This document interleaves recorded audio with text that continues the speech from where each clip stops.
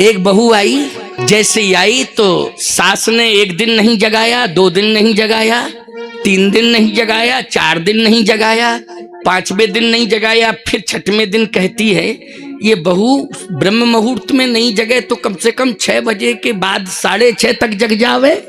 सास जगती थी, उसका नियम था 4:30-5 के बीच में वो जग जाती थी। और ज्यादातर सासें इसलिए जगती हैं 4 से 5 के बीच में, क्योंकि जिस जमाने में वो बहू बन करके आई उस जमाना ही कुछ और था।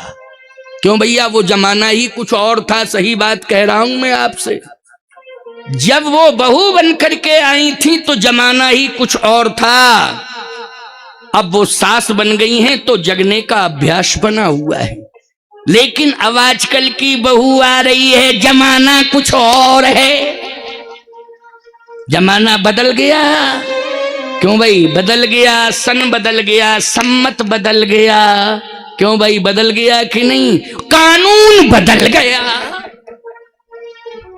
विशेष पावर वाला कानून बहुओं के साथ जुड़ा हुआ है। आप कहो महाराज सासों के साथ नहीं। दहेज वाला नियम सास के साथ लागू नहीं होता, क्योंकि उसके कुछ वर्ष निश्चित हैं कि इतने वर्ष तक ही वो कानून क्यों भाई लागू हो सकता। अच्छा एक बात बताओ, 60 साल की बुढ़िया ये कहेगी कि हमसे दहेज मांग रहे हैं, हमारे बाबा माँ बाप से दहेज मांग रहे हैं, माँ बाप तो पहुंच गए ऊपर, कानून लागू नहीं होगा। लेकिन बहू आई है 5 साल 6 साल 7 साल 8 साल तक, वो कानून चारों तरफ घूमता रहता, बहू के घूमता रहता है। जरा सा तुमने कोई बात कही तो इनको पीसीओ पर नहीं जाना है, न किसी कमरे में लैंडलाइन पर जाना है, सीधा जेब में हेलो हेलो तुरंत वहीं, क्योंकि साथ में लिए थोड़ा सा बस निकालना है, या पर्स में पड़ा होगा या है नहीं। हेलो पापा जी जल्दी चले आओ, शाम तक मिलूंगी नहीं जिंदा, क्योंकि कसाईयों के बीच में भेजा है आपने, इंसान कोई नहीं है। अरे राम राम राम राम है? कितना बड़ा संतुलन बिगाड़ दिया। थोड़ा सा माताओं बेटियों को समझाओ कि थोड़ा सा गंभीर बन जाओ, गंभीर बन जाओ। और जिस दिन तुम्हारी बेटी गंभीर बन जाएगी, मैं कहता हूं कि कौशल्या की पूजा कम हुई है, सीता की पूजा गांव गांव में हो रही है। बोलो हो रही है कि नहीं? राम की मां कौशल्या का मंदिर नहीं मिलेगा किसी गांव में, लेकिन ऐसा कोई गांव बताओ जिसमें सीता जी का मंदिर ना हो। राम सीता का मंदिर, राम जानकी के मंदिर है कि नहीं? सोचो जरा, विचार करो। लेकिन बनना क्या पड़ेगा? सीता। क्योंकि सीता जी ने कभी कोई पत्र नहीं लिखा है मिथिला को, किसी भी। हमने तो बहुत रामायणें, जितनी रामायणें हैं लगभग काफी रामायणों का अध्ययन किया। वाल्मीकि रामायण को भी पूरी तरह से पढ़ा, और भी रामायणों को पढ़ा, और गोष्ठी में जो बड़े बड़े संत विद्वान हैं उनके बीच में बैठ करके चिंतन मंथन लिया कि सीता जी ने कभी किसी भी रामायण में अयोध्या से कोई पत्र मिथिला भेजा? पहले पत्र की परंपरा थी। क्यों भाई, किसकी परंपरा थी? पत्र की। जनक जी ने भी जो भेजा था पत्र ही भेजा था, दूतों के द्वारा। क्यों? दूतों के द्वारा क्या भेजा था? पत्र। पत्र मानी पाती, पत्र मानी पाती। कैसे प्रमाण है? प्रमाण है, पहुंचे दूत रामपुर पावन, हर से नगर बिलोक सुहावन। पहुंचे दूत रामपुर पावन, हर से नगर बिलोक सुहावन। और जैसे ही पत्र लेके दूत पहुंचे तो दशरथ जी महाराज को पता चला कि पत्र आया है। कौन लाए हैं? बोले दूत। कहां से आया पत्र? बोले मिथिला से। कौन लाए हैं? बोले मिथिला के दूत लाए हैं। दशरथ जी ने कहा बुलाओ। जैसे ही दशरथ जी महाराज ने बुलाया तो वो दूतों ने पत्र महाराज दशरथ को दिया। बारी बिलोचन बाचत पाती,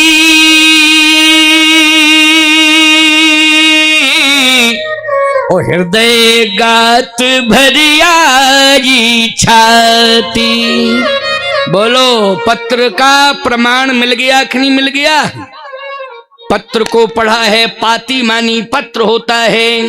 बारी बिलोचन बांचत पाती, ओ हृदय गात आई भर छाती। प्रसन्न हो गए पाती को पढ़ के, पत्र को पढ़ के। तो जब मिथिला से अयोध्या में पत्र आ सकता है तो बोलो अयोध्या से मिथिला में पत्र नहीं जा सकता था क्या? लेकिन कहीं प्रमाण नहीं मिला। भगवान राम 11,500 वर्ष तक राज्य किए हैं। कहीं कहीं 11,000 का प्रमाण, कहीं 11,500 का प्रमाण। और इतनी बड़ी दो स्थितियां बड़ी विषम से विषम सीता जी के सामने आई हैं।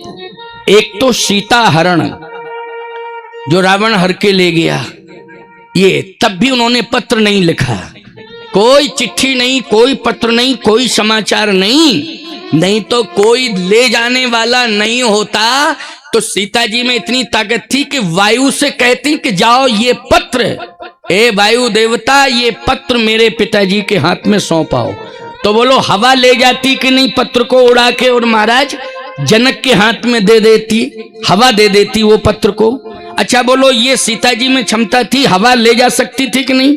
हवा बड़े बड़े मकान उड़ा ले जाती है, तो चिट्ठी में कितना बड़ा वजन। बोलो भाई, हवा जो है बड़े बड़े टीन सेट उड़ा ले जाती, बड़े बड़े मकान उड़ा ले जाती है हवा, बड़े बड़े वृक्षों को उड़ा ले जाती है हवा। बोलो ये हवा में ताकत है, तो क्या चिट्ठी को नहीं ले जा सकती थी हवा? ले जा सकती थी, लेकिन चिट्ठी होए तब ना ले जावे। चिट्ठी लिखी ही नहीं है, यह है मर्यादा। सीता जी ने कहा कि मैं ससुराल में आई हूं और मेरे माँ बाप ने मंडप के नीचे अग्नि को साक्षी करके संतों के बीच में, समाज के बीच में मेरा हाथ स्वामी राम के हाथ में पकड़ा दिया। अब चाहे मुझे सुख मिले और चाहे मुझे दुख मिले, जो कुछ भी है मेरे जीवन में मेरा पति है, इसलिए पति के प्रति ही मेरा अनुराग होगा। हमें ना पिता से कोई मतलब है, पिता ने तो सौंप दिया है। क्यों भाई, सौंप दिया कि नहीं सौंप दिया? उनका कर्तव्य था, उन्होंने पूरा किया है। लेकिन अब मेरा कर्तव्य है कि मुझे पूरा करना चाहिए, और मेरा कर्तव्य यही है कि चाहे ससुराल में सुख मिले चाहे दुख मिले, लेकिन हमें किसी भी प्रकार से व्यक्त नहीं करना है। ये रामायण सिखाती है। और कानून क्या कहता है? धर्म में और कानून में यही अंतर है। आपको बता दें धर्म में कानून में क्या अंतर है। धर्म, जब व्यक्ति कोई आगे बढ़ता है तो धर्म कहता है ये उचित है, ये अनुचित है। बोलो भाई, उचित अनुचित करने के पहले कौन बताता है? हमारा धर्म कहता है कि जो कार्य करने के लिए जा रहे हो ये कार्य उचित है या अनुचित है, ये कौन बताता है? धर्म। यदि अनुचित कार्य करने कोई जा रहा है तो धर्म कहता है मत जाओ, इसका परिणाम अच्छा नहीं होगा। धर्म कहता है रुको रुको रुको रुको रुको, अधर्म मत करो, अधर्म मत करो। लेकिन धर्म पहले रोक देता है, कानून बाद में रोकता है, और वो कहता है कि तुमने अपराध किया है इसलिए हम तुम्हें सजा दे रहे हैं। और इतने साल के लिए तुम्हें हम सजा सुना रहे हैं, इतने साल बाद तुम छूट के आओगे, दोबारा फिर करोगे तो हम फिर सजा देंगे। लेकिन सचेत कब किया कानून ने? अपराध करने के बाद। और धर्म ने पहले ही सचेत कर दिया, अपराध करने के पहले सचेत कर दिया, ऐसा मत करो, इसका परिणाम अच्छा नहीं होगा। तो ईमानदारी से बताओ, कानून से बड़ा धर्म हो गया कि नहीं हो गया? हो गया। और यदि हमारे जीवन में धर्म रहेगा तो हम कभी अपराध नहीं करेंगे, और अपराध नहीं करेंगे तो कानून की कोई जंजीर मुझे बांध नहीं सकती है प्यारे। हम निश्चिंत होकर के विचरण करेंगे। किसके बल पर? धर्म के बल पर। इसलिए धर्म लेकर के चलो सब, चाहे बूढ़ा हो, चाहे बेटी हो, चाहे बेटा हो, चाहे बालक हो, रोम रोम में धर्म होना चाहिए। धर्म का परिणाम बड़ा सुंदर होता है। इसलिए सीता जी ने किसी भी प्रकार से कोई दुख व्यक्त नहीं किया। तो आज की बहू को ब्रह्म मुहूर्त में जगाना मुश्किल पड़ रहा है, समझ लेना। अच्छा, एक बात आपको बतावें, सीता जी ब्रह्म मुहूर्त में जगती हैं, यानी पिता के यहां भी, और वही संस्कार अयोध्या में ब्रह्म मुहूर्त में जगे, क्योंकि राम जी का नियम था 3 बजे जगने का। तो जो राम है वही सीता है, जो सीता है वही राम है, वो भी 3 बजे जगती थी। भाई राम और सीता में कोई अंतर नहीं है। गिरा अर्थ जल बीच शम, कहियत भिन्न न भिन्न, बल्लो सीता राम पद, जिन्हीं परम प्रिय खिन। तो 3 बजे अगर राम जी जगते हैं तो 3 बजे सीता जी जगती हैं। अच्छा, राम जी क्या करते हैं 3 बजे जग के? प्रातः काल उठ के रघुनाथा, और मातु पिता गुरु ना वही माथा, मातु पिता गुरु ना वही माथा। पृथ्वी माँ को प्रणाम करते हैं, माता पिता को प्रणाम करते हैं। सीता जी भी यही करती हैं, क्योंकि सीता जो राम जी कर रहे हैं वही सीता जी कर रही हैं। प्यारे, सीता जी 6 वर्ष की हैं और राम जी 15 वर्ष के। 9 साल का अंतर है सीता जी की आयु में और राम जी की आयु में। बीच में जो अंतर है, राम सीता की आयु के मध्य में कितने साल का अंतर है? 9 का। अच्छा, 7 का क्यों नहीं है, 8 का क्यों नहीं है, 10 का क्यों नहीं है, 11 का क्यों नहीं, 9 का ही क्यों है? 9 का अंक पूर्ण होता है। बोलो, पूर्ण होता है। भगवान का जन्म 9वीं को हुआ। 9वीं तिथि, 9वीं तिथि, मधुमास पुनीता, शुक्ल पक्षी अभिजित हरि प्रीता। भगवान ने 9वीं को जन्म लिया अयोध्या में, तो सीता जी ने भी 9वीं को जन्म लिया। सीता 9वीं क्यों भाई? सीता 9वीं। सीता जी ने कब जन्म लिया है, किस तिथि में? 9वीं। इसलिए राम 9वीं अयोध्या में मनाई जाती है और सीता 9वीं सीतामढ़ी मिथिला में मनाई जाती है। बोलो, एक ही है कि नहीं? जल्दी बोलो, है एक ही कि नहीं? ये बीच में 9 है, ये 9, क्योंकि दोनों 9 का अंक पूर्ण है, इसलिए राम भी पूर्ण है और सीता जी भी पूर्ण है, और सीता राम का विवाह भी पूर्ण है। क्या है? पूर्ण है, कोई अपूर्णता नहीं, पूर्ण है विवाह। आजकल विवाह कहाँ पूर्ण होते हैं? आजकल तो बड़ा मुश्किल है। विवाह हो तो जाते हैं लेकिन उनमें पूर्णता नहीं आती है। विवाह के बाद निश्चित रूप से पत्नी पाताल में जा रही हो, पति आकाश में। बड़ी खराब कंडीशन है। पत्नी पाताल में जा रही है और पति आकाश में जा रहा है। और हम आपको क्या बतावें, एक दूसरे से बात भी नहीं करना चाहते हैं। समस्या इस बात की है, बात नहीं करना चाहते हैं।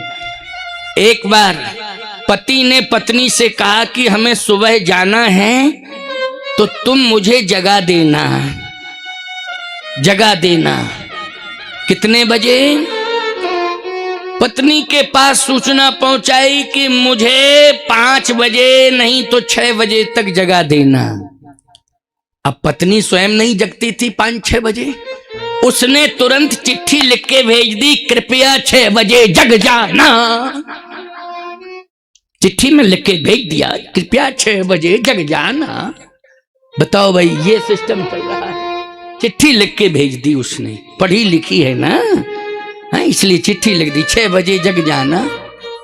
बड़ी समस्या है, बहुत विचित्र समस्या है। नहीं नहीं, शिक्षा इसलिए नहीं है कि आज हमारे जो ब्रह्मा के द्वारा दिए हुए वैदिक संस्कार हैं उनमें चुनौती पैदा कर दी जाए। इसके लिए ये ब्रह्मा का विधान नहीं है। ब्रह्मा के विधान में चुनौती नहीं दी जा सकती है, क्योंकि ब्रह्मा का एक विधान है और सनातन धर्म की परंपरा में विवाह एक संस्कार है और पाश्चात्य सभ्यता में विवाह एक समझौता है।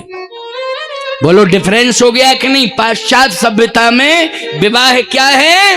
विवाह एक समझौता है और सनातन संस्कृति में हमारा जो कल्चर है, जो बेटा बेटी का विवाह है, वो एक संस्कार है। बोलो है संस्कार कि नहीं?